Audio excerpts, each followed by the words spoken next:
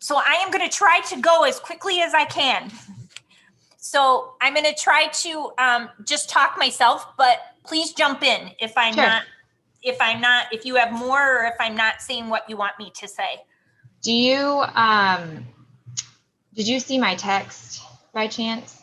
No, I'm sorry. Did you just? You're okay. Oh, yeah. Sorry. No, you're fine. So, before I let everyone in, so Judge Parga cannot be here until 12. Okay. But then LaTanya, can't, she's leaving at 12. So Okay. we're kind of like in this weird spot of, do we do the meeting after Anna does her presentation, or do we do it before? So would we not have a quorum either way if we lose either one of them? I don't know. I can see who our participants are coming in.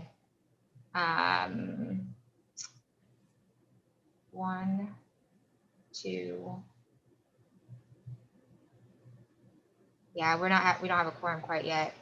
Okay, so maybe we should just start with Anna and see if we get a quorum. That's kind of what I mean, I hate to do that to LaTanya, but I don't know. I'm worried. I don't know.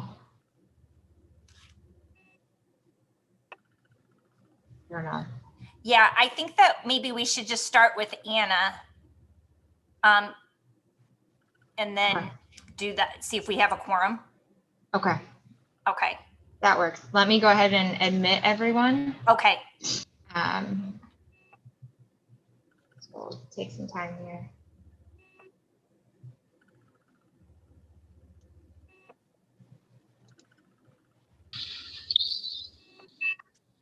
Good morning, everyone. Good morning. Good morning. Morning.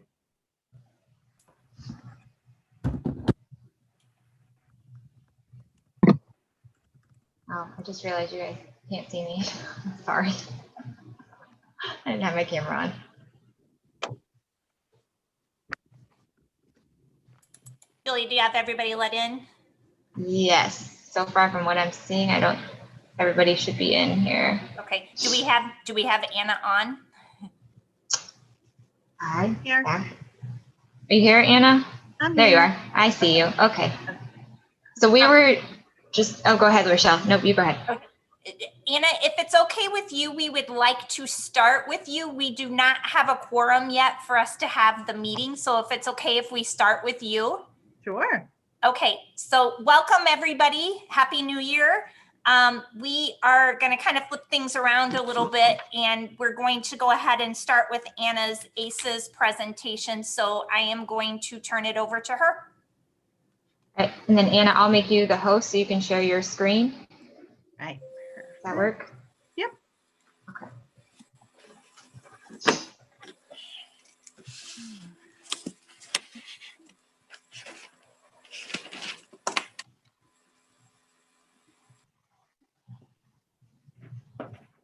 All right. Can everybody see the PowerPoint? Okay. All right. All right. Let's see here. Let's go ahead and get started then.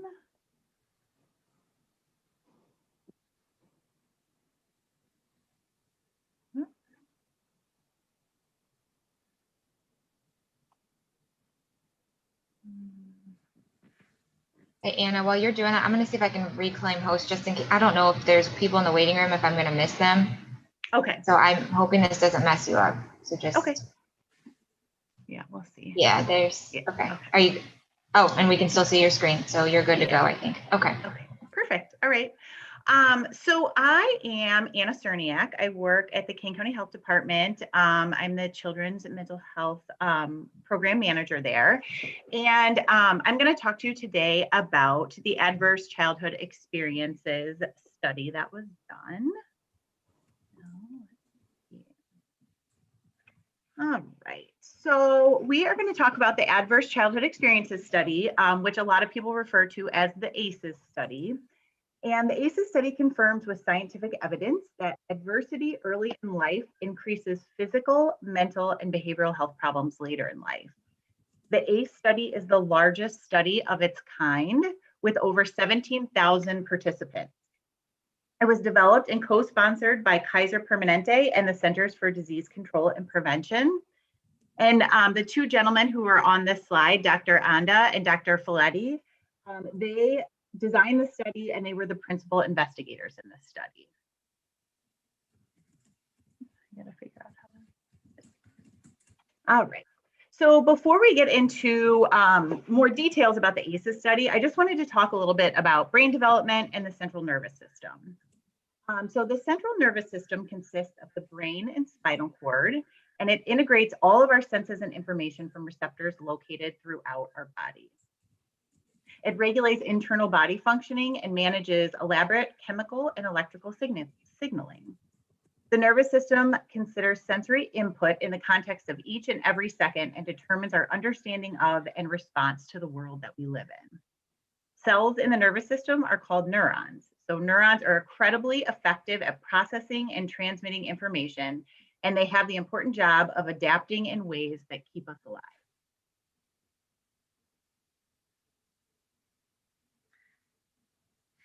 Time to prepare.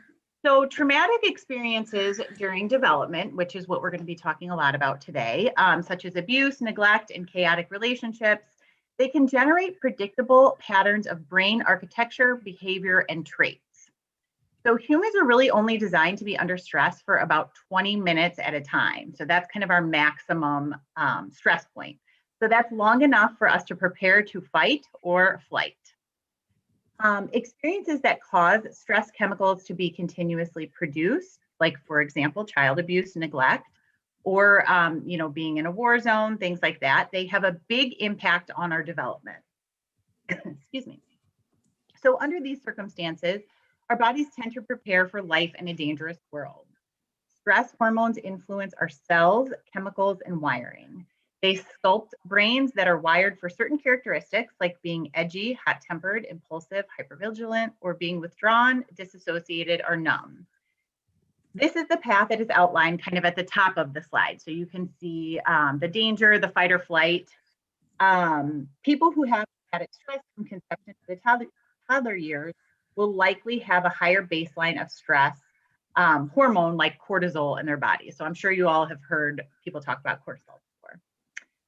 As a result, these individuals may have a very short fuse. They may be self-focused and they may have a difficult time shifting gears from emotion to problem solving. So again, we're kind of talking about people who tend to fall kind of on the top portion of this slide. If there's more danger just around the corner, being focused on others and thinking through options wouldn't contribute to survival. So when people perceive a real danger or real threat, it's really hard for them to break down that process of problem solving and kind of, shifting gears into that mode, because you often need an immediate response when you sense some sort of danger, right? So the downside is that when stress hormones like cortisol stick around for a while, they are toxic to brain cells. So when I was saying earlier that we kind of have this 20-minute period where our bodies can manage stress in a healthy way, if that stress is lasting longer than 20 minutes, which can happen in all sorts of different situations, that can really be toxic for our brain. So that toxicity makes it difficult for brain cells to develop healthy neural networks and can even cause brain cells to die. So hence kind of the name toxic stress. The lower path on this slide depicts a world that is kind, easygoing, helpful, and free from traumatic stress. People on the path that's on the bottom that experience, kind of safety and this blue path on the bottom, they're more likely to develop a brain that is focused, flexible, and relationship oriented. All right, so this is a question for the group. So in thinking about those two different paths that we were just talking about, what kind of situations might be a good match for a person who tends to be edgy, hypervigilant, emotionally detached, or quick to act? Anybody?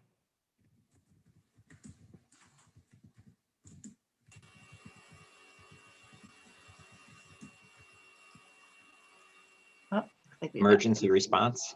There you go, Michael. Thank you. Good picture clue, Anna. Yeah.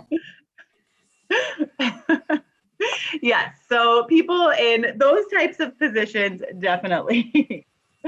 So when you think about that, you can think about, the two paths that we were just talking about. Neither one of them is necessarily a bad path, because there are good things that kind of come from that top path, because it helps people make adaptations that may be useful in certain environments, right? So one common misconception about people whose experiences take them on the top path of the previous slide is that they are maladaptive and people along the bottom half are adaptive. But like I was saying, kind of both pathways are adaptive. Both brains are adapting to their experiences, and that can be good for us as a species. The people whose brains adapt to dangerous or stressful worlds are more likely to survive when life gets tough. So they build those kind of survival skills early on. The people whose brains adapt to a safe world are likely to be prepared to meet society's expectations in tranquil time. Right. So problems can start to arise for people when their biology collides with their social expectations. So for example, if you put a person from a kind, easygoing world into a chaotic and turbulent environment, that person may struggle unless they have formed some very specific skills to kind of adapt to that environment. Likewise, a child adapted to a dangerous, stressful world may not sustain patience, they may not share, or they may not use words as a first choice. When that child comes to school and is asked to sit still and share and cooperate and kind of participate in classroom activities, there can be a painful disconnect that is kind of hard for everyone in the classroom. It's hard for the child, it's hard for the teacher, it's hard for the other students. So that child will need to be taught some really specific skills to succeed in that environment.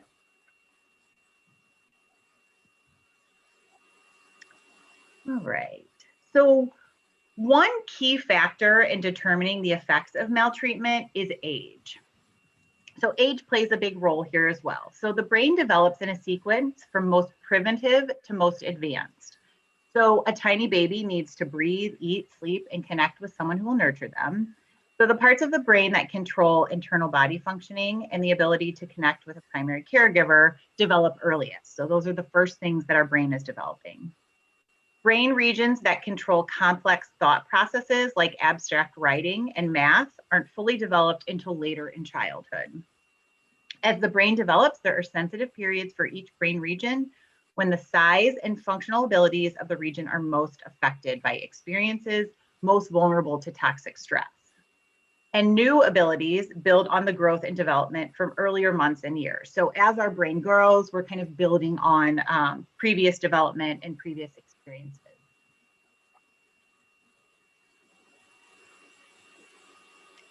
And if anybody has any questions, just feel free to jump in and stop me as we're going through this. All right, so toxic stress in early childhood has profound effects on brain structures and functions that develop later in childhood. So these functions include the mediation of emotional responses, social interaction, and abstract thinking. So that's why the earliest childhood period is so important. I know we talk a lot about why early childhood is so important, but this is truly why. But early childhood isn't the only sensitive development period. So each brain region has sensitive periods when experience has powerful effects on brain mass and functioning. So as we grow and as we get older, there's these certain periods as we age that are more affected by experiences than others. So for example, during middle childhood, around the ages of 7 to 13, emotional and verbal abuse can affect the centers for processing sound, developing verbal language, and perceiving social cues. So these effects can also be different for boys and girls. So in addition to the age, gender plays a role as well.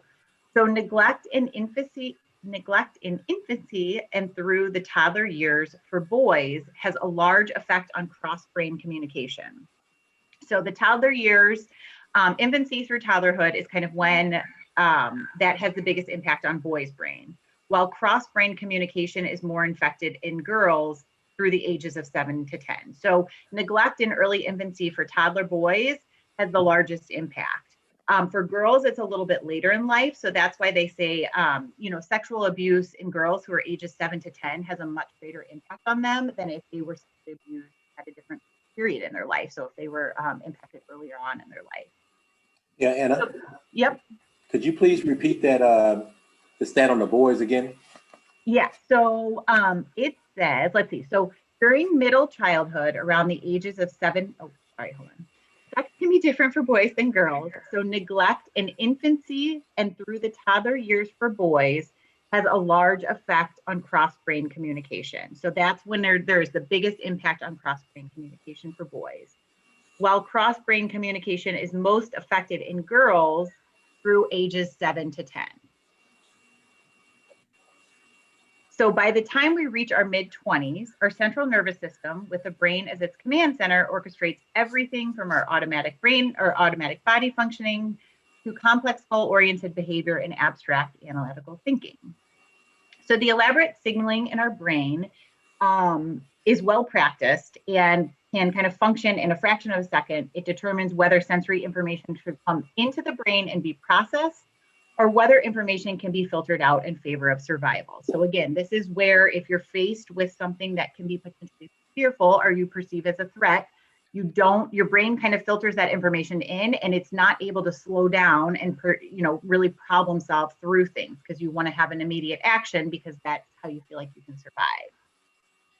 Okay. All right.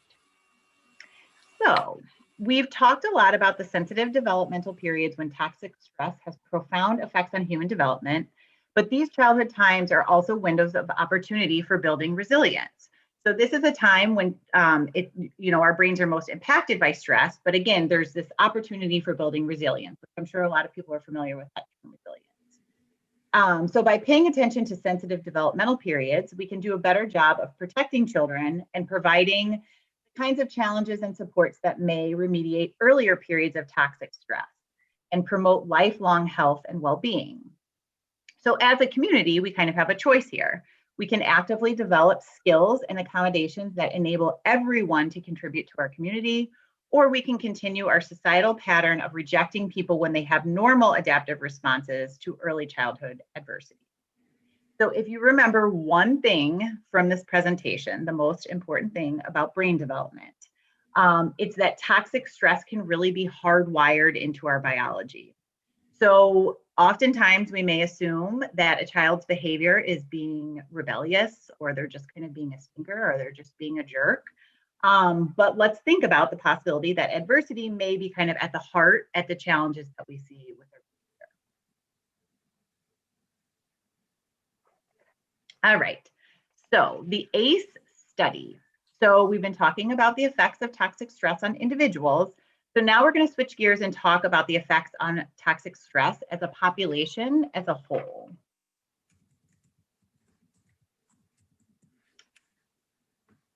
So most prior studies of the health and societal effects of child abuse focused on a single type of adversity, such as sexual abuse. So they really kind of singled out some of those different types of abuse, and we're doing studies based off that. The ACE study broadened the picture to include multiple types of childhood stressors. In addition, the study measured a wide array of health and societal problems. This is how the ACE study expanded the knowledge into broader public health perspective. So the ACE study is unique because it provides the potential to understand how multiple forms of childhood stressors may affect many important public health outcomes. So design of the ACE study began in 1991. So this isn't a new study. This has been around for a while. It was designed in 1991, and then in 1994, the CDC provided funding to conduct the study at the Department of Preventative Medicine in San Diego. So more than 17,000 adults participated in the study, and they answered questions about adverse childhood experiences, health behaviors, disease risks and disease, mental health and substance abuse, and other health and societal problems. Their ages ranged from 19 to 94 years. Participants in the study were generally well educated.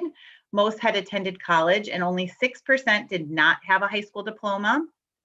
And this is compared to about 13% of the United States population. So participants of the study were predominantly white, middle-class people who had access to some of the best healthcare in the world. Study participants are still being followed to assess the relationship of ACEs to causes of death, incidences of disease, healthcare utilization, and the use of prescription medication.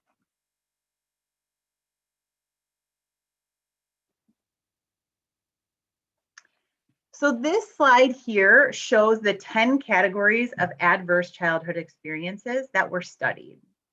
So the first group are indicators of household dysfunction, which include growing up with substance abusing household members, alcohol or drugs, parental separation or divorce, growing up with a mentally ill household member or caregiver, witnessing intimate partner violence, specifically having a battered mother, or criminal behavior as evidenced by having a household member in prison.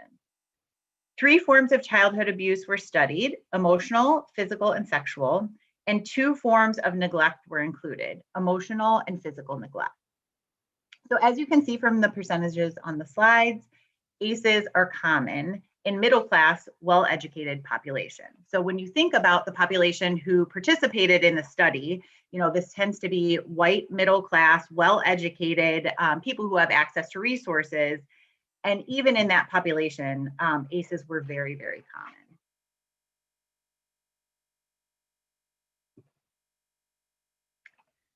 So because the adverse childhood experiences are so highly interrelated, it did not make sense to look at how single categories of ACEs influenced health and social problems. So instead, they developed an ACE score. So the score is simply a count of the number of categories of ACEs that each person reported from 0 to 10. Each category counts as 1 point in the ACE score. So if a person has experienced physical abuse, no matter how many times, whether it was 1 time or 100 times, or what the severity of the abuse was, the ACE score is still 1.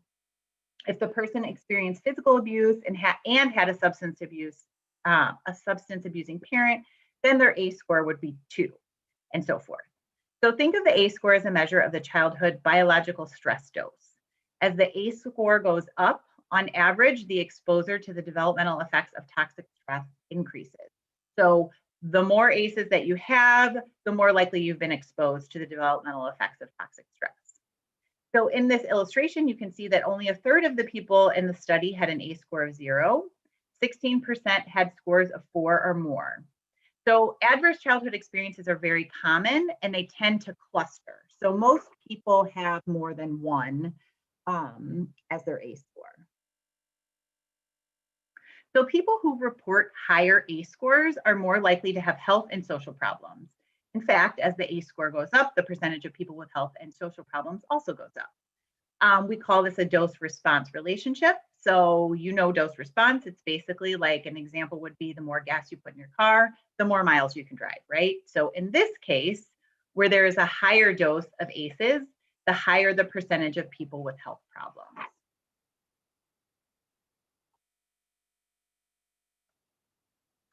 So all of the data slides from the ACE study that I'll show you are formatted in the same way. Along the bottom, the horizontal axis are the ACE scores from 0 on the left to 4 or more on the right. The vertical axis is the percent of people who have the disease or condition on each slide. So in this first set of bars on the left, you'll see that percent of people who became regular cigarette smokers by age 12 goes up as each level of the ACEs score goes up. In the second set of bars, you see the percent who were smokers as adults also goes up in a stepwise fashion as the score goes from 0 to 4. So people with higher ACE scores have an increased risk of chronic obstructive pulmonary disease, or COPD. About 4% of people with an ACE score of 0 develop COPD, while more than double that percent of people, about 9% with an ACE score of 4 or more, develop COPD. So ACEs can certainly lead to early onset of smoking, which is sustained throughout adulthood and eventually leads to high risk of smoking-related lung disease.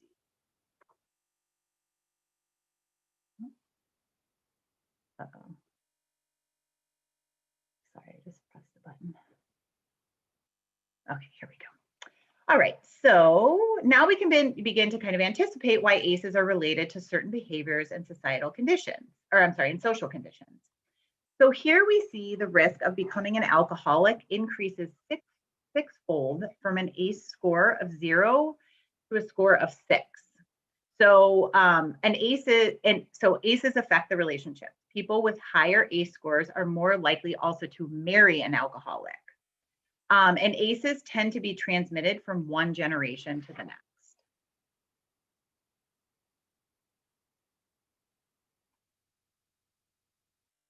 So ACEs and depression. So again, here we can see the risk of depression increases for both men and women in a dose response fashion as the ACE score goes up. So ACEs are held in the body, leading to mental, physical, and behavioral health problems in adulthood. Some of these problems are unintentionally handed to the next generation. So becoming an alcoholic, marrying an alcoholic, and suffering from depression are a part of the intergenerational transmission of ACEs.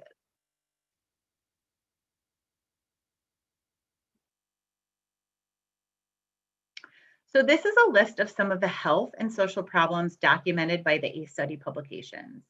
Because ACEs have a powerful impact on many health and social problems, the ACE researchers concluded that ACEs are the leading cause of health and social problems in our nation. So that's a pretty big deal. And this should really get us thinking about prevention.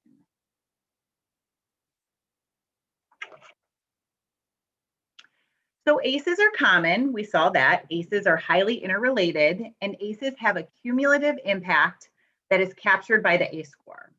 So people with higher ACE scores are more likely to have multiple health and social problems, which we mentioned, some of which increase their odds of their children having high ACE scores as well. So again, this information kind of makes a strong case for concluding that the relationship between the ACE score and health problems is a cause and effect relationship.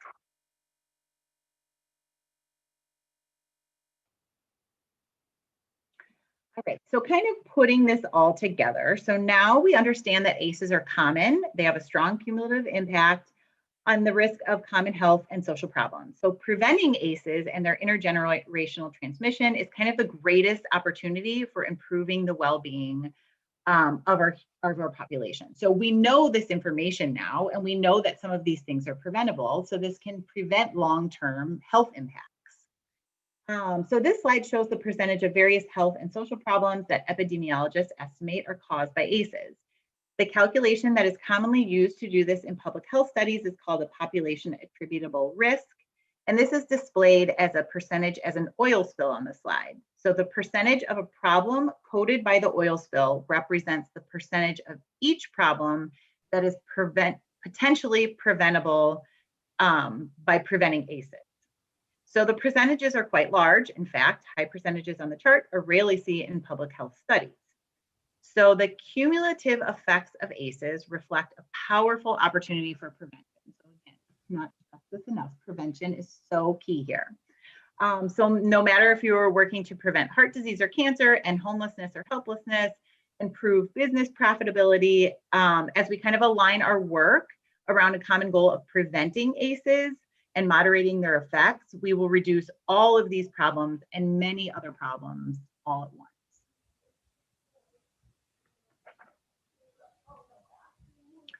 So the ACE study provides us with straightforward information about the consequences of toxic stress during childhood. So the research gives us powerful information that we can use every day to improve health, safety, prosperity, and longevity. And this news is just really, obviously, really kind of important and exciting for our community. So through this collective knowledge that we have of this information and what we know about ACEs, we can really shift the dynamics within our own families, our communities, and societies, and kind of reduce those high ACE scores. So while the information about the impacts of ACEs is not very happy news, I think the opportunity to be able to prevent these and kind of reduce these, and there's kind of a solution already built into this problem. So that's fantastic. All right, so core protective systems. So when people hear about the ACE study findings, they always often ask about resilience, which I know this is a very kind of hot topic in our community. So people get excited about the notion of resilience in part because it reminds us that our supportive actions matter. So our desire for resilience leads naturally to search for ways to help families and communities. So there's 3 protective systems that interact and guide positive adaptation. So these powerful systems are individual capabilities, attachment and belonging, and caring and competent people, and a protective community, faith, and cultural processes. So that was kind of a mouthful. So we're going to dive a little bit more deep into each of these different ones, but we know that the 3 protective systems are kind of nested. So People do best when they are living in thriving families and communities, so that makes sense. We can help one another to develop personal attributes that help us weather life storms, right? So personal attributes like positive view of oneself, self-efficacy, and self-regulation are all discussed at length in resilience literature.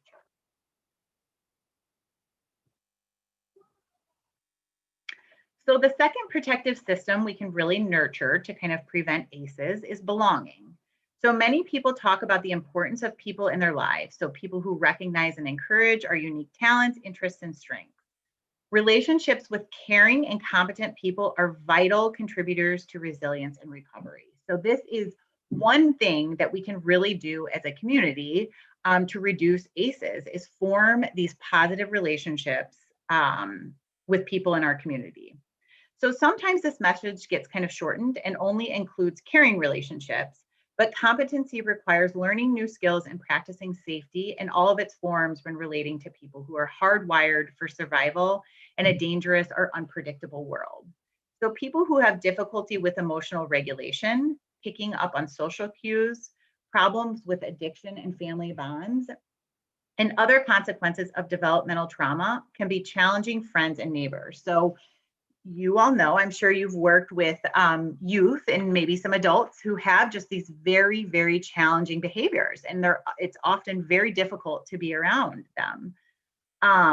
So relationships that provide security and belonging will become the norm as we learn and improve our skills and competencies to be relevant and helpful during times of stress and challenge, as well as during times of celebration and rest.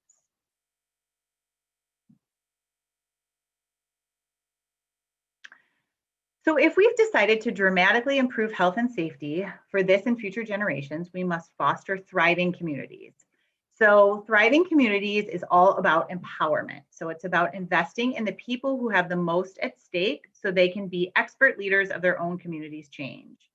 So as we invest in community capacity, we can systematically provide education in neurobiology, ACEs, and resilience, so local people have common language for cross-sector and multidisciplinary work. So again, that's why we really are trying to get the word out about the ACEs study and provide these trainings. So as a community, we all have kind of a collective understanding of this.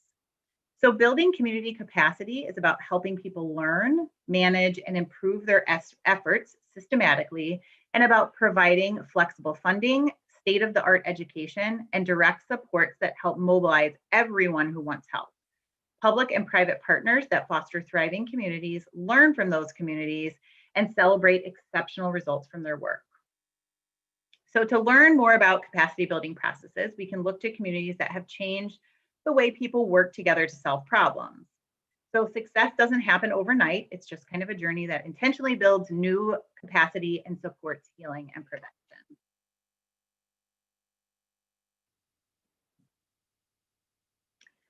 So each successful community has traveled that journey differently because each community is unique. But communities that have reduced major social problems, reduced the percent of young people with high ACE scores, and improved key factors for resilience do use similar processes for achieving better results. They use these processes to work over time to build new capabilities for helping one another to thrive and new capacities for aligning resources and systems so they achieve better results. In Washington State, a system of community public health and safety networks call these communities high capacity communities. The process they have used since 1994 is general community capacity development. It's a public health approach to solving interrelated problems by improving people's connections, their shared responsibility, and the collective impact of their efforts. Community capacity development puts into place a 4-phase iterative process to nurture development of healthy and productive adults, regardless of the circumstances into which they were born.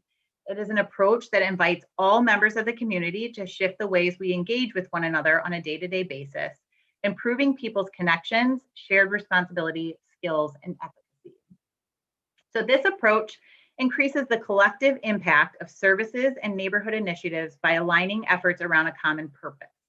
The 4 phases in this process are leadership expansion, coming together around issues of importance to the community, learning together, and results-based decision-making. This process is powerful because success in one phase propels success in the next. So it generates a virtuous cycle within the power to improve population health and uses all the resources in its community, including its people power. So just to kind of, sum all of that up, again, I think if we are supporting members of our community, it benefits the community at large. So as we support members of our community, this leadership expansion kind of coming together, shared learning, results-oriented decisions, this also not only has a positive impact on others, but it has a positive impact on you as well, and your family and your friends who live in the community. So supporting healthy community processes that respect cultural traditions and values is a high leverage activity. Just as rising tide lifts all boats, a high capacity community lifts all beings.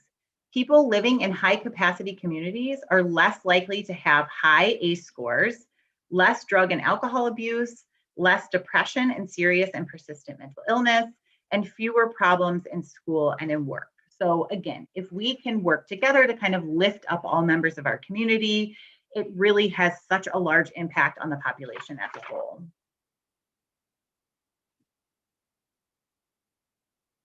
So there's a predictive pattern to transformative change. It begins with discovery and communication, which leads people to clarify their values and thinking. With new knowledge and new habits of thinking, people change the actions they take in everyday life. So the collective actions of many people shape a new reality that is ratified in organizational and policy changes. So the truth is that people create a new reality long before laws are passed. So change is up to us. It is shaped by our thoughts, our conversations, the way we relate with one another in relationships, in families, and in our community.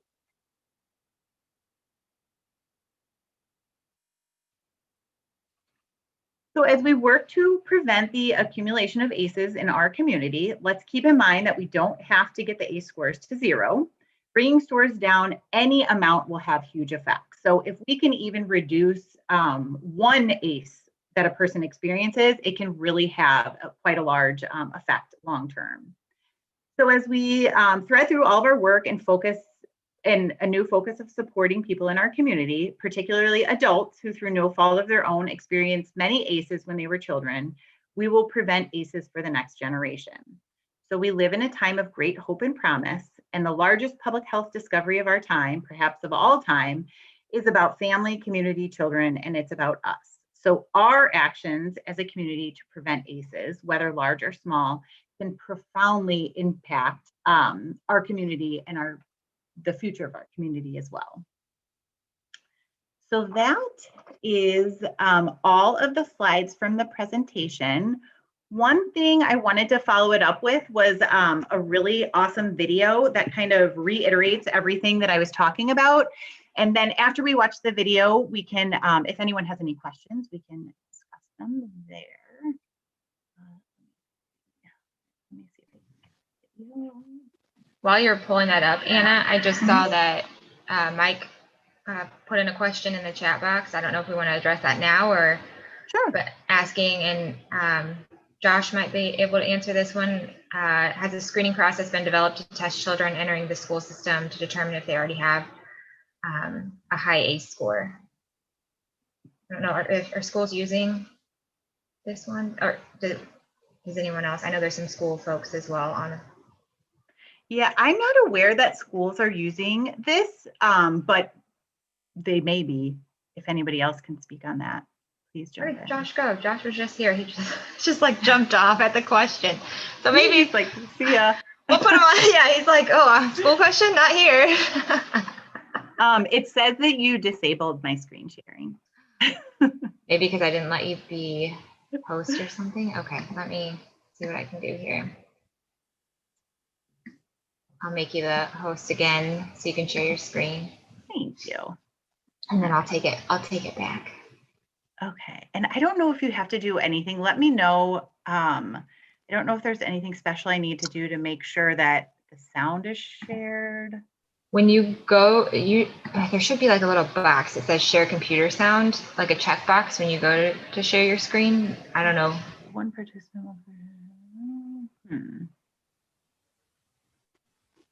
Let's see.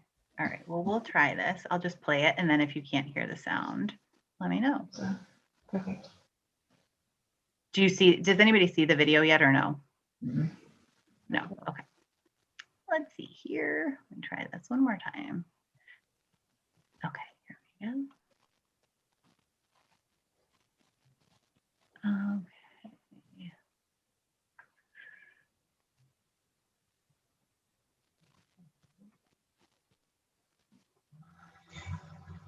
Do you hear the sound coming through? Oh, good. No? Mm-mm. All right, hold on one second. Let's see. Julia's right. Usually when you go to the screen share, there is like a little checkbox that says share computer sound. Hmm. Let me see. All right, let me try this one more time. Yeah, because it just says one participant can share. Oops. Sorry, if that messed you up. No, that's okay. Yeah, okay. So it's at the very bottom. It says share sound when you go to share your screen. So let me make you host again. I couldn't remember where exactly it was, so I wanted to tell you. Yes, okay. Try again. So it's like a little checkbox, like Laura said. Oh, there we go. Okay, Yep. I see it. Thank you. Yep. So anyway, lesson in Zoom, if you need to share your computer sound, there you go. All we right. won't charge for that tip. We'll charge for the next one. And All just so I make sure before I start this too, Julia, we're okay on time. This video is Yep. about 15 minutes. Is that good? Yep, you're good. Okay. Okay, perfect.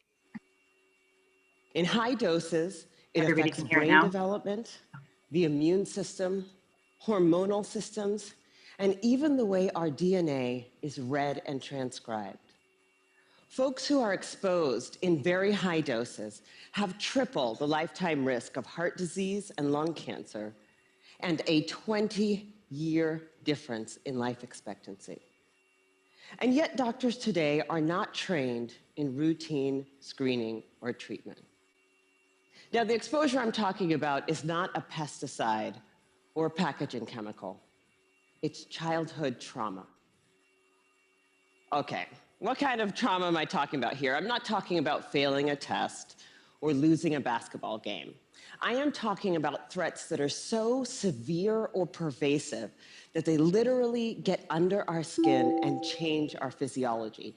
Things like abuse or neglect, or growing up with a parent who struggles with mental illness or substance dependence. Now, for a long time, I viewed these things in the way I was trained to view them, either as a social problem, refer to social services, or as a mental health problem, refer to mental health services. And then something happened to make me rethink my entire approach. When I finished my residency, I wanted to go someplace where I felt really needed, someplace where I could make a difference.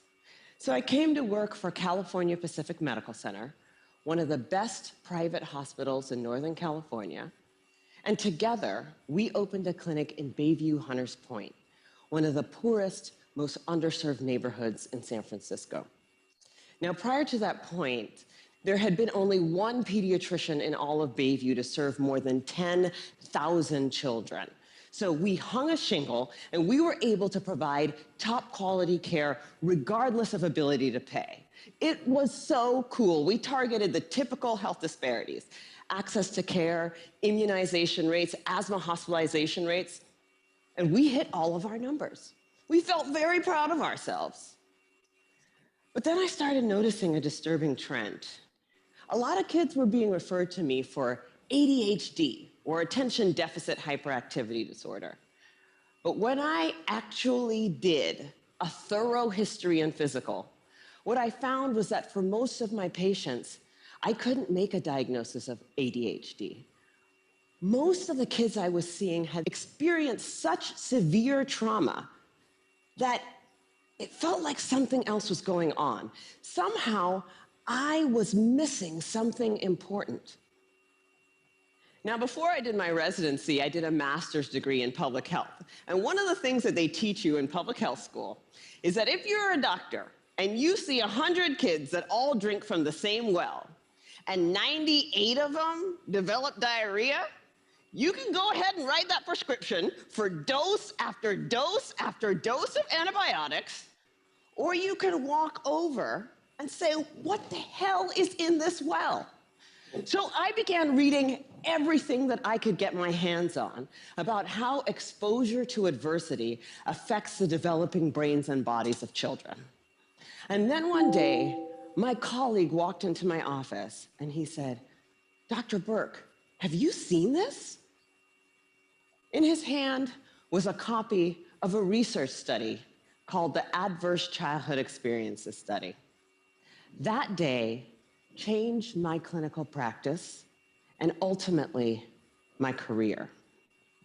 The Adverse Childhood Experiences Study is something that everybody needs to know about. It was done by Dr. Vince Felitti at Kaiser and Dr. Bob Onda at the CDC, and together they asked 17,500 adults about their history of exposure to what they called adverse childhood experiences, or ACEs. Those include physical, emotional, or sexual abuse, physical or emotional neglect, parental mental illness, substance dependence, incarceration, parental separation or divorce, or domestic violence.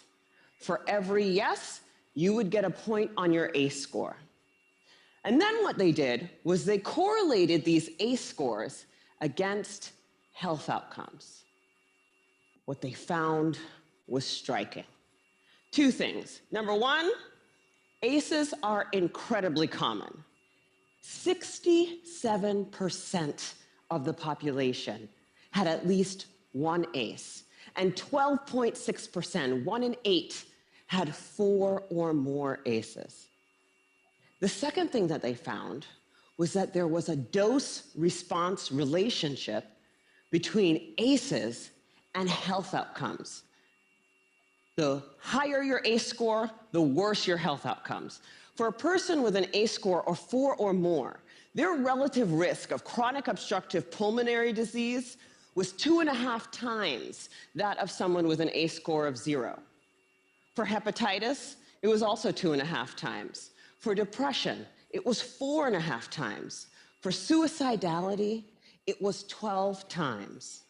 A person with an ACE score of 7 or more had triple the lifetime risk of lung cancer and 3.5 times the risk of ischemic heart disease, the #1 killer in the United States of America. Well, of course, this makes sense. You know, some people looked at this data and they said, come on, you have a rough childhood, you're more likely to drink and smoke and do all these things that are going to ruin your health. This isn't science. This is just bad behavior. It turns out this is exactly where the science comes in. We now understand better than we ever have before how exposure to early adversity affects the developing brains and bodies of children. It affects areas like the nucleus accumbens, the pleasure and reward center of the brain that is implicated in substance dependence.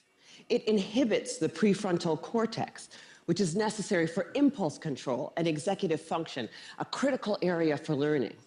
And on MRI scans, we see measurable differences in the amygdala, the brain's fear response center. So there are real neurologic reasons why folks exposed to high doses of adversity are more likely to engage in high-risk behavior. And that's important to know. But it turns out that even if you don't engage in any high-risk behavior, you're still more likely to develop heart disease or cancer. The reason for this has to do with the hypothalamic pituitary adrenal axis, the brain's and body's stress response system that governs our fight or flight response.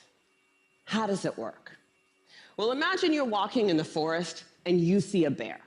Immediately, your hypothalamus sends a signal to your pituitary, which sends a signal to your adrenal gland that says, release stress hormones, adrenaline, cortisol.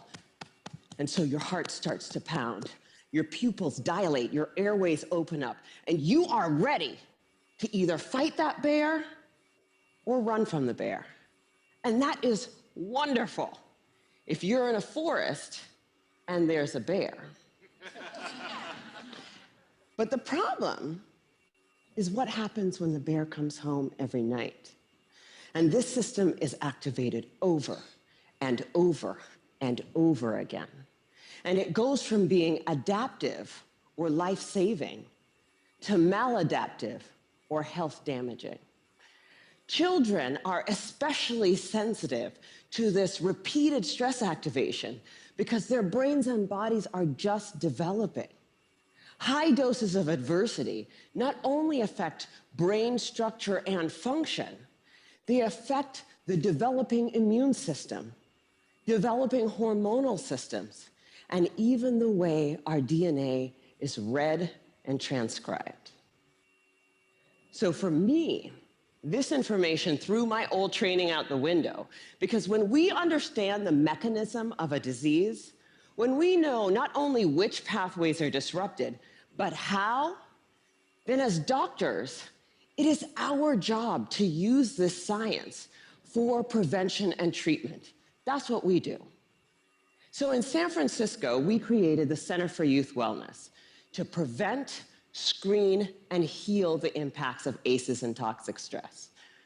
We started simply with routine screening of every one of our kids at their regular physical, because I know that if my patient has an ACE score of 4, she's 2.5 times as likely to develop hepatitis or COPD. She's 4.5 times as likely to become depressed, and she's 12 times as likely to attempt to take her own life as my patient with 0 ACEs. I know that when she's in my exam room.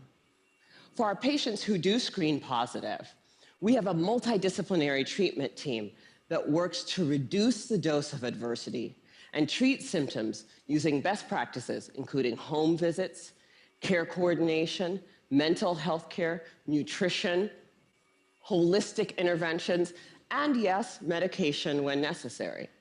But we also educate parents about the impact of ACEs and toxic stress the same way you would for covering electrical outlets or lead poisoning. And we tailor the care of our asthmatics and our diabetics in a way that recognizes that they may need more aggressive treatment given the changes to their hormonal and immune systems. So the other thing that happens when you understand this science is that you'll want to shout it from the rooftops, because this isn't just an issue for kids in Bayview. I figured the minute that everybody else heard about this, it would be routine screening, multidisciplinary treatment teams, and it would be a race to the most effective clinical treatment protocols. Yeah, that did not happen. And that was a huge learning for me. What I had thought of as simply best clinical practice, I now understand to be a movement. In the words of Dr. Robert Block, the former president of the American Academy of Pediatrics, adverse childhood experiences are the single greatest unaddressed public health threat facing our nation today. And for a lot of people, that's a terrifying prospect. The scope and scale of the problem seems so large that it feels overwhelming to think about how we might approach it. But for me, that's actually where the hope lies. Because when we have the right framework, when we recognize this to be a public health crisis, then we can begin to use the right toolkit to come up with solutions. From tobacco to lead poisoning to HIV/AIDS, the United States actually has quite a strong track record with addressing public health problems. But replicating those successes with ACEs and toxic stress is going to take determination and commitment. And when I look at what our nation's response has been so far, I wonder, why haven't we taken this more seriously? You know, at first, I thought that we marginalized the issue because it doesn't apply to us, right? That's an issue for those kids in those neighborhoods, which is weird because the data doesn't bear that out. The original ACEs study was done in a population that was 70% Caucasian, 70% college educated. But then, the more I talk to folks, I'm beginning to think that maybe I had it completely backwards. If I were to ask, how many people in this room grew up with a family member who suffered from mental illness? I bet a few hands would go up. And then if I were to ask how many folks had a parent who maybe drank too much, or who really believed that if you spare the rod, you spoil the child, I bet a few more hands would go up. Even in this room, this is an issue that touches many of us. And I'm beginning to believe that we marginalize the issue because it does apply to us. Maybe it's easier to see in other zip codes because we don't want to look at it. We'd rather be sick. Fortunately, scientific advances and, frankly, economic realities make that option less viable every day. The science is clear. Early adversity dramatically affects health across a lifetime. Today, we are beginning to understand how to interrupt the progression from early adversity to disease and early death. And 30 years from now, the child who has a high ACE score and whose behavioral symptoms go unrecognized, whose asthma management is not connected, and who goes on to develop high blood pressure and early heart disease or cancer will be just as anomalous as a 6-month mortality from HIV/AIDS. People will look at that situation and say, what the heck happened there? This is treatable. This is beatable. The single most important thing that we need today is the courage to look this problem in the face and say, this is real, and this is all of us. I believe that we are the movement. Thank you.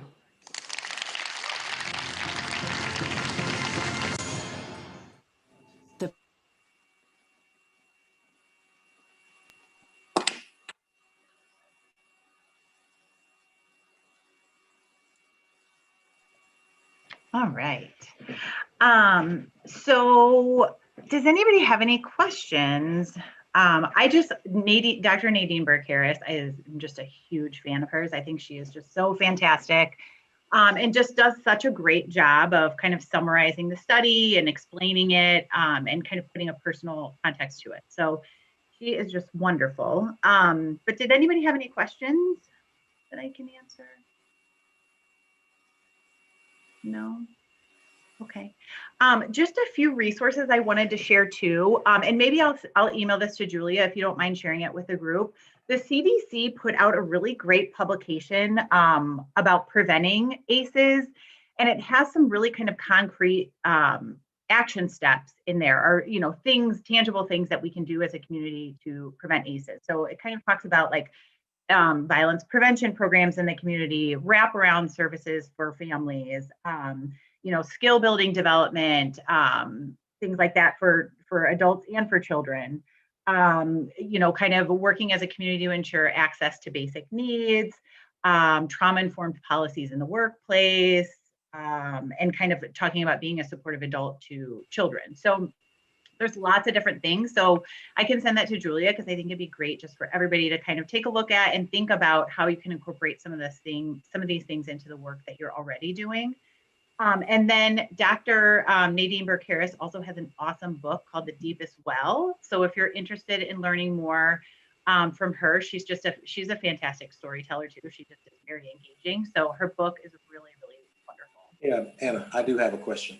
Yeah. What do you think that we could do for the school districts to inform them of how they're contributing to ACEs because for the most part, our kids have their first encounter with the police department and being arrested in the school system. Mm-hmm. So how can we inform these schools that they're contributing to long-term, issues later on in life, or they're causing kids to have more stress by having them arrested? Because arresting the kid is not the solution to no problem. Yeah. They need, of course, counseling. They need, preventive type care or health or whatever, they can do something other than arrest the child. Because schools Yeah. are supposed to be a place they can access all the resources to make their child whole so they can be productive in society. So they're actually providing a disservice to the school system and harming the child. So, so we need to look at the school system, I think, as the first option or the first preventive method for, impacting our community as a whole to make it more healthy. Yeah, and I think you make a really good point. I mean, I think there are certain things just about the structure of being in a school too that can be, so not only are there may be having adverse childhood experiences within the school, but it also can be really triggering to responses that they've had, experiences that they've had in the past. So one of the things that I really like about this ACE interface training is, they say that's really kind of where it starts. It's just like educating people about this, so they have a better understanding and kind of knowledge of this, because it does, when you know this, it should change the way that you interact with other people, because it just kind of gives you a different perspective. Just like students may be responding to a perceived threat, adults may also be responding to a perceived threat, but maybe if they had a level of understanding of ACEs, they wouldn't see it as a perceived threat. They'd have a better understanding of kind of what's really going on in the situation. So I think that's a good starting point. But like someone mentioned before, I think the ACEs screening would be awesome to do in the school, and then just really making sure that because I think some of it too is really just supporting the teachers, supporting the officers in the school as well, and supporting the students. So there's lots of different things that could be done with the schools. But with this ACE interface, like the kind of training that we're doing, they really want to, I like jokingly say it's like a pyramid scheme, because they want you to like share it with someone, and then they share it with another person, and they share it with another person. But it really, I mean, that's really one of the best things that we can do, is just get information to people, because it really does. Hi, guys. Yep. I just would like to share some information with you. My name is Marta Infante, and I'm with the School District 131 in the east side of Aurora. I actually am the project manager for CVAC. So there at East Aurora, we have this program, CVAC, that is actually means supporting East Aurora victims of community violence. So we actually provide support to all the kids that are being referred to us, mainly by the social workers who are made aware that they experience one of these ACEs, for example. And we actually provide multiple resources, including counseling. So we kind of connect them for counseling services, and we continue providing support to the student and the family through the time that they are part of our program. And it's actually, I think, is working really well. We also are trying to connect with some other resources, including the Aurora Police Department and DCFS. So in that way, they're aware that we're working with the family or the particular student, and just try to see what other resources we can provide to them. Thank you. So just wanted to share that. Yeah, thank you. Does anybody else have anything they want to? I would like to comment one more thing. I think for the school system, it's going to require, some policy changes. Because right now, of course, zero tolerance indicates that if, school is receiving any federal funds, they have to have measures in place to suspend and expel kids who are potential threats or engage in violence and so forth and so on. And now with the advent of Senate Bill 100, kids are still getting suspended and expelled, and they're still getting arrested. So it's going to require, policy change, the psychological change, to require movement on behalf of the schools to do things differently and not contribute to the problem. And so parents, as well as the child, must see must develop some trust in the school system in order to even go to them for help. Because sometimes when they go to the school system, of course, DCFS gets involved. The parent may, get arrested. The kids may get removed from the parent. So there has to be another way to look at certain situations that happens in the home as well as in the school, because school, in essence, is becoming a contributing factor to the problem. They're not helping a lot of times; they're actually harming and hindering. So, so that needs to be looked at on a thorough basis and studied over time. Yeah, and I think you make a really good point, Ricky, too. One of the things that you just said about kind of building trust, like I think that that is hugely important as well. And just kind of working together, like the schools working with the family, working with the student. But in order to do that, there has to be some sort of trust established. So if you've had bad experiences with your school in the past, or if teachers have had bad experiences with a particular student in the past, it's really hard to build that trust. But I think it's really, really crucial to, again, kind of lifting those families up and kind of supporting them as well.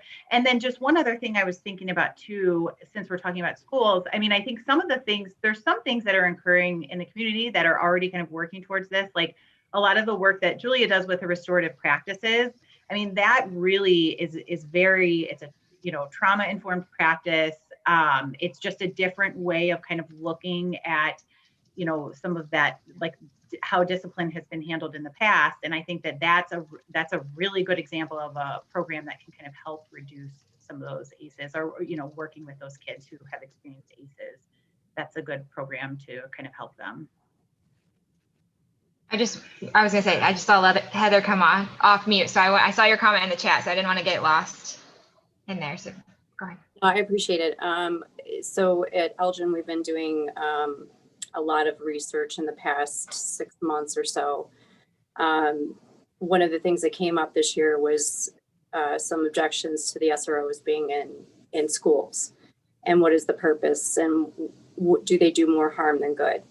And really what we've overwhelmingly seen has been that the students favor the SROs being in schools. I can't speak for every department, but I know a lot of our officers are very well informed about ACE studies. They work very closely with the social workers in their schools. And recently we have started working on really focusing on documenting restorative practices and the things that we're doing to try to keep kids out of trouble with the law. So what we've started is documenting our, referrals instead of in-school discipline. We've had to have some hard conversations with our school district and making sure that we draw a hard line in the sand where student code of conduct stops and police intervention starts. Because a lot of times, like Ricky said, it comes down to teachers not being informed, or they're just tired of dealing with the student because he or she is always disruptive in class. And that's where we start going down this really dangerous path of putting kids into a certain category when really there could be something else going on there. So as you all know, there's a House bill that's pretty contentious right now for the police departments across the state. I'm afraid that this is going to do more harm than good, because I think a lot of the things that, if you're forward thinking like we are, we're doing restorative practices in the schools, and we've come up with a juvenile adjudication court date. So that means if a juvenile gets in trouble at school, let's say they have a fight with another kid where there's injuries, there has to be something done from a criminal standpoint. It doesn't mean that that kid needs to, necessarily go to JJC. What would happen is it's a juvenile adjudication court date. They go to our adjudication court. They meet with social workers. They get pre-screening questions that are very similar to those that would happen in an adult setting. Are there two parents in the home? Are there substance abuse issues? A lot of the ACE studies that we talk about are kind of part of the pre-screening process of what we're going to be doing. And then referring that kid for consequences in terms of, okay, you have to complete 3 terms or 3 sessions with our social services unit. And that would suffice to resolve whatever problems they had in school. So that kind of alleviates that child from earning a criminal record or having some sort of documentation in their criminal record right now. A lot of it's still in the planning phases, but I think it's really important that we recognize that kids, like we talk about, the brain development is not there. They're not full adult human beings, so they need some chance. They need second chances. But a lot of it comes down to where your school district communicates with your police department. I think a lot of that, if we're not working together and we're not on the same page, then we're perpetuating kids right down into that pipeline. Yeah, I do have a comment related to that. Now, as part of your consequences, they have to go through a certain, training or certain counseling. Now, do they have a choice as to, is there a list of entities that they can choose, or are they coerced to go to a certain place that you have selected for them? So we have a crisis services unit here. We actually have two different units. We have the collaborative crisis services unit. So that is made up of police officers and social workers. So they work together and they really deal with a lot of the mental health problems that we have going on, both juveniles and adults. But then we have actual social workers that will serve, liaisons for the adjudication date. So they'll give them, based off of those pre-screening questions that they ask the children before, or the juveniles before their actual court appearance, if you want to call it that, they will give them some options in terms of what do you think is going on with you? Do you have anger issues? Do you have is there a substance abuse problem in the school? So then based off of that, they can do things like maybe write a paper about, let's say it's anger, write a paper about anger management, bring it back to your next court date will be 3 weeks from now. And then they go over the anger management paper, they talk about some things, and then that would be the resolution to that particular problem. So a lot of it just is situational. It depends on why they're there in the first place. Does that answer the question? Somewhat. I'm just wondering that, like, say, if you have a list of your client, referral clients, like for instance, African American men and units, would we be on that list that they can choose to go for counseling or to help or assistance? Because we have cultural sensitivity components. We have other things, it's male based, and so a child may need something of that sort, the manhood trained leadership development, as opposed to just counseling and talking about the problem. And so, there are other factors that's affecting the child and their development and behavior, not necessarily on a mental level, but sometimes it's physical, sometimes it's emotional. There are other areas that need to be looked at as well. That's all. Yes, and that was one of the things that we've talked about. I mean, we fully recognize that the social workers that we have are here they're kind of like the general contractors of social work. They kind of have a little bit of knowledge and everything, but they fully recognize that they may not have the expertise in dealing with certain situations. They may not have the experience or knowledge in transgender issues or cultural sensitivity. They may refer to somebody else. So we do have a selection. We do have other options available to people. The most important part is making sure that we have those connections, those resources to refer them to. Yeah, the African American Men in Unity, we would like to get on that list. If I could ask Heather, it's a little bit off topic, but what you're describing would get categorized as a station adjustment, I imagine, right? Do you know, or is all that data included with what the county reports to the state for our juvenile justice data reports annually? As far as I know, it would be, but we're also trying to figure out where some of this will in terms of expungement issues. Our overall goal is to keep kids from incurring any sort of criminal record, right? So, but once we get caught up with expungement, in theory, if we're doing everything right, year after year, we won't have any of those records. So we won't really know if a child has 4 station adjustments in a year, then the following year, we're starting over at 0 again. So we're trying to kind of head that off at the pass of allowing those kids who are maybe exhibiting some really severe warning signs. We're trying to get ahead of that by sending them down a different path of maybe going to counseling first, writing a paper, in-school mitigation, something of that sort. The actual juvenile adjudication court date process has not been set yet. We're still writing the software for that program, but it's going to mirror a lot of the same offenses that we would have for, our regular adjudication court date. So fighting, battery to a teacher, trespass, things like that. The only difference would be that it would be deviated and would be sent to juvenile adjudication court instead of an actual adjudication court date.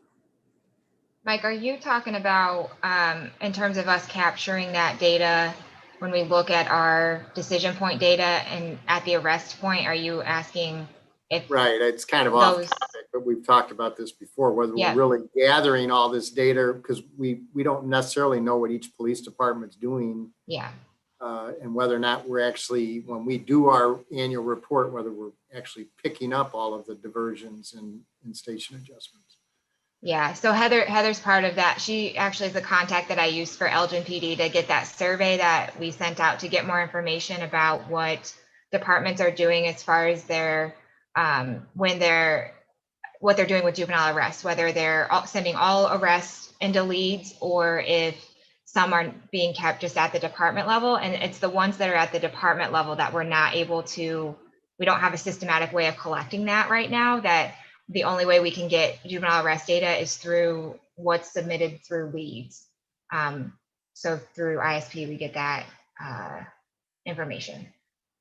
Is that, I don't know if that offers any clarity, but so Heather, I don't know if when you're developing this process, if there's been discussion about whether or not you're submitting those arrests to leads or if you're just keeping them at the department level. And so then with that, then we wouldn't capture that in our data collection unless we're able to figure out a mechanism to get data from different departments. I have a question related, and I'm sorry I'm late to the meeting, so maybe this was already addressed, but when you're trying to address the needs of the kids through those earlier interventions before they get into the court system, what about services for their families or the parents? Because we're sending them right back into those homes, which are often the root of a lot of what's going on with them at school.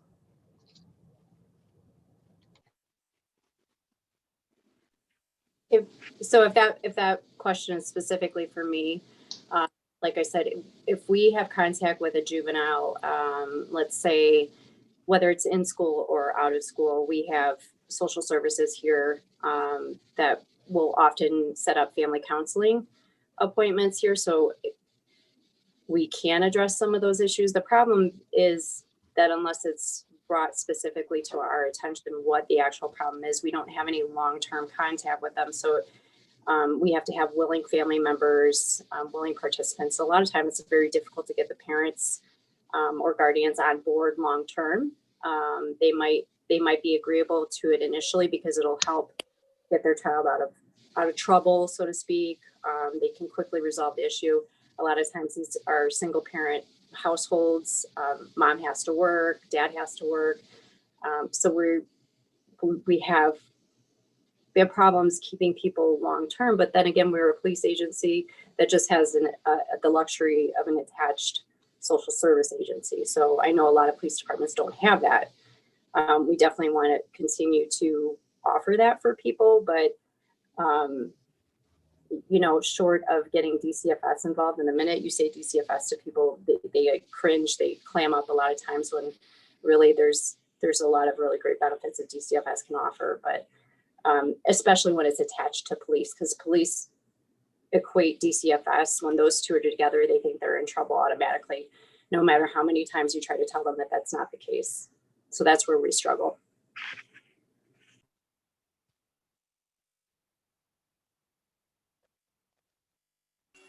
Yeah, thank you for those insights. Appreciate it.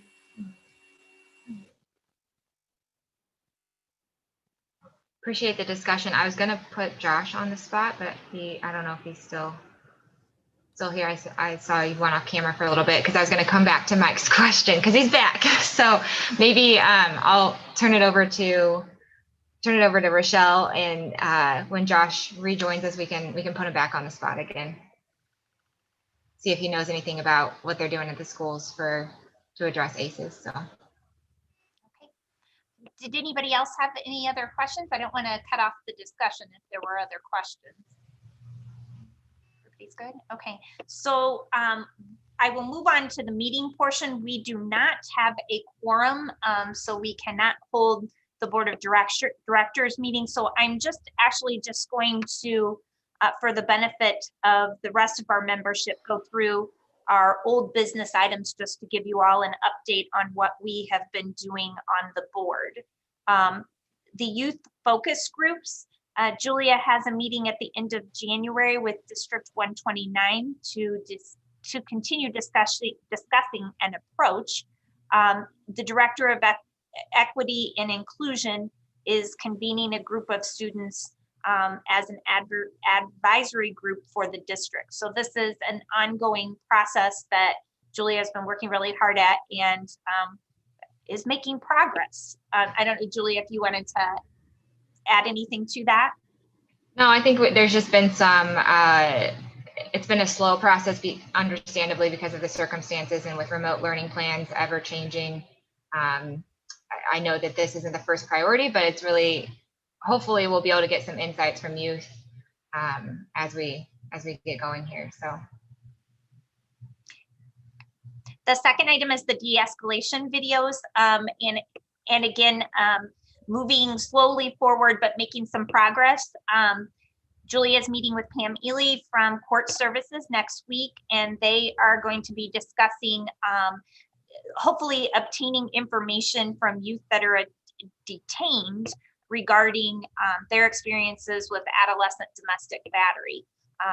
And hopefully that will help the whole project for the de-escalation videos. Anything else on that, Julia? Sorry, Josh just sent me a message saying he heard me. No, I just, again, slower moving, and the youth that we're talking to are the kids that are detained on adolescent domestic battery. So that's the higher numbers that we're seeing are those kids that are in detention for domestic batteries. And so being able to bring them into their conversation and ask their perspective of what they think is going to help their family, and then using that really to inform our approach with this video or whatever we end up with as an end product. So law enforcement training, we had been partnering on this, but there was a private grant that was given from Motorola. So we kind of had to check with the state's attorney's civil division to make sure that that was okay, that we continued to partner with them, given the fact that they had been given a private grant. I did get that information from civil, and we are good to go forward with working with them on the law enforcement training, even though there is a civil grant, or I'm sorry, a private grant attached to the program. So just for clarification, that was the, and the board hasn't made a decision on this, so let me just put that out there, that Strategies for Youth, who is also part of administering the Juvenile Justice Jeopardy program that Family Service Association does, they had reached out to the council and had said, we have funding available to do a training for law enforcement partners or police agencies in your community.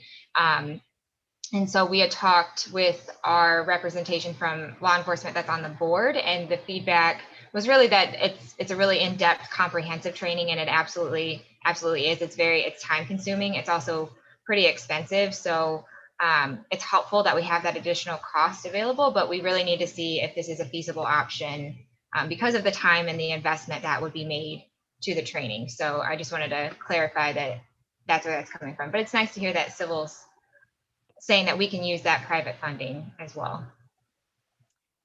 It's parent engagement. We have nothing new to report on that. Restorative Practices is convening at the end of January to discuss how to offer virtual support. And racial and ethnic disparities, the Red Team met in December to continue discussion around data.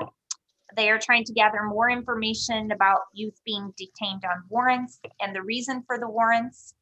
In relation to this, we sent out our survey for law enforcement.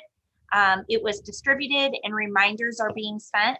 And Julia has reported that we have 23 responses so far from 17 different departments. So while it doesn't seem like a lot, from 17 different departments, I think that is a really good start, and hopefully we will continue to get those surveys because that information I think is going to be very helpful and very important to the project. And that is all of our old business. Did anyone have any questions about any of that? So Julia also sent out legislative updates. And I haven't sent them out yet, but I will send them out. oh, okay, sorry. Sorry. She is going to send those out to everyone. I just wanted to kind of talk about this just a little bit. These updates are things that Julia pulls together because she thinks that what is in them may have an impact on our board or on our partners or on our members of this council. The legislative updates themselves, by putting those out, in no means are we as the board saying that we support any of these measures or against any of them. It's just a way to keep everyone informed of what is happening and hopefully give you some information that you may not have already had, so that you know what is going to be happening going forward with legislation. The final topic that we can discuss without our quorum is Julia had put on whether there were any juvenile trends that anyone is seeing in your line of work that you would maybe like to discuss with the group, or alert us to things that you have been seeing that all of the rest of us may start to see as well. So if anyone has anything that they want to contribute, I will open it up to anyone.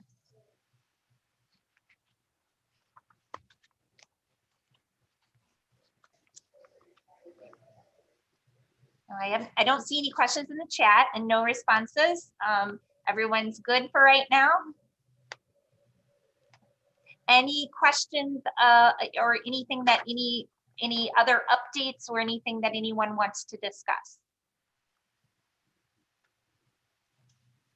Hey, Rochelle, can I say something about those individual meetings? Oh, yes, Julia, sorry, I missed that. No, you're fine. So I just wanted to let the board knows this, but I want to let the general membership know that I am going to be reaching out to our active members, you know, those of you who have been active and present in our meetings. It's an initiative that our funding source, the Juvenile Justice Commission, is encouraging us as coordinators to do. It's kind of giving us a chance to take a step back and really just connect with our membership and get to know, you know, what your priorities are as it pertains to the Juvenile Justice Council and the work that we do. So just know that I will be reaching out to each and every one of you and requesting a short meeting, like probably around like 30 minutes, but just again, to give us a chance to talk and just kind of have that general conversation about the council and its initiatives. So just wanted to give you a heads up that that's coming. So that you'll be on the lookout for that as well. And then Josh, I don't know if I know you're doing other things, but if you wanted to add anything to that question, or if it's a loaded question, it's okay if you want to avoid it. We get it. Yeah.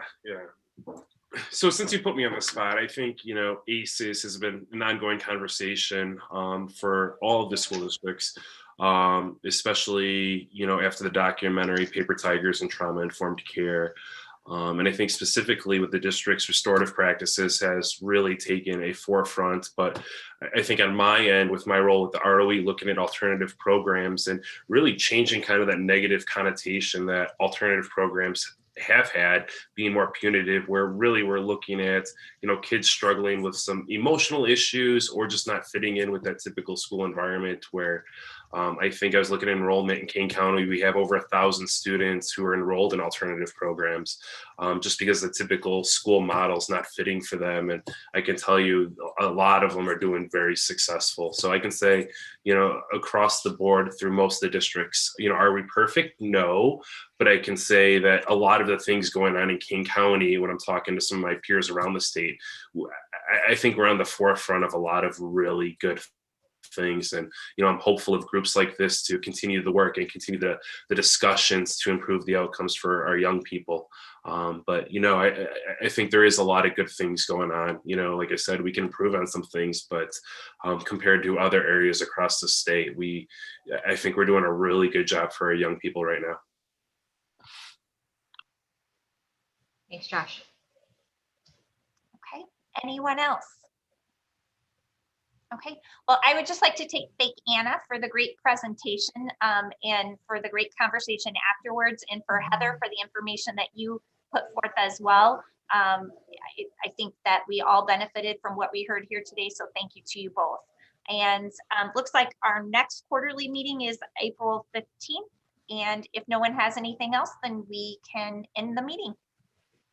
I'm sorry, I got one quick thing. I want to just introduce myself to everybody. It's like my first meeting. Dr. Bryson Blackwell, Director of Juvenile Justice Programs and Services for National Youth Advocate Program. We are currently expanding throughout the state of Illinois, and I hope to be working with you all soon and sending more to these meetings. If you got any questions or email, like to connect with me, send me an email, bblackwell@niup.org, and I could tell you about the wonderful things we have going on. Maybe we could create partnership. Thank you and welcome. And I'm sorry, we were going to do introductions at the beginning, and then when we didn't have a quorum, I kind of skipped over that. Sorry. Is there anyone else who's new who would like to introduce themselves? Okay. I think I recognize all the other names anyway. Okay. All right. So I think that we are done then. Yeah, I have a, Mr. Blackwell, can you put your email address in the chat? Because you kind of went through it pretty fast. So I want to make sure I get everything correct so I can correspond with you. I just put it in the chat there. Okay. I think, Ricky, I had sent that email between you two, but okay, all right. This goes for anyone. If you want support and getting in touch, please let me know. I'm more than happy to connect too. Actually, can Dr. Blackwell just repeat again tell me about your agency? I'm the Director of Juvenile Justice and Programs for Illinois for National Youth Advocate Program. We are a child welfare agency based out of Ohio, but we've been in Illinois since '97.